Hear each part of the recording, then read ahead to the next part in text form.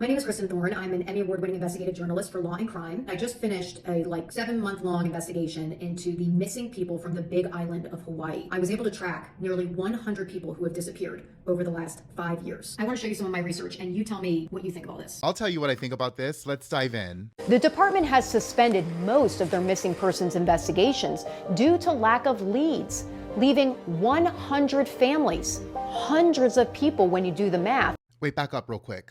Is that... Oh, it is. That's my friend Winnick. I'd known Winnick since 2010. Winnick isn't missing. He passed away in 2001. And I'm grateful that he was surrounded by his family in Mississippi when it happened. In fact, I know 3 other people that are in this grid, one of whom was active on Facebook at least as recently as a month ago, and she was reported missing a year and a half ago. Now, the other 2 could legitimately be missing. Anyway, let's continue with this documentary. It's a place a lot of people find themselves when they come to live their new life on the Big Island, but it's not considered a safe area. It has a lot of drugs, theft, and break-ins. And no matter how hard Kelly Gravitt tried to be one of them, a local, he couldn't because he wasn't born there. He wasn't a native. He was an outsider, and it's not easy to be one on the Big Island. The locals call them, people like Kelly, Howleys. He got harassed when he first moved there. I think they treated my brother as almost an invader. He chose to live at an off-the-grid compound called Cinderland. Cinderland bills itself as an eco-village focused on sustainability and is a place for contemplation, education, and unity. Looks like a bunch of howleys to me.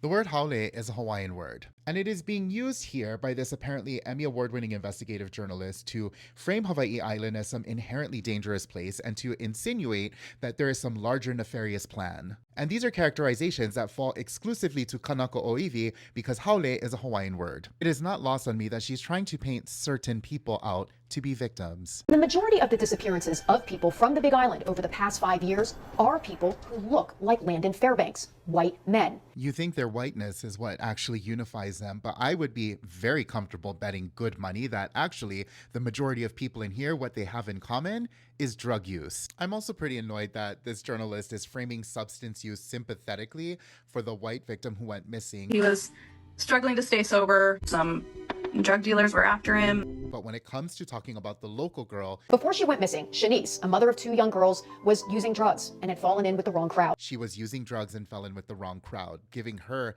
far more ownership of what she was doing than the other person. This is not just some racialized double standard, this is actually dehumanizing. While the white missing persons are framed as people who are victims of their circumstances and victims of the island, the girl who is from the island is a victim because of a choice she made. So what do I think? I think there's a lot of subtext. And I think there's not nearly enough attention paid to the contributing factors to these folks' disappearances.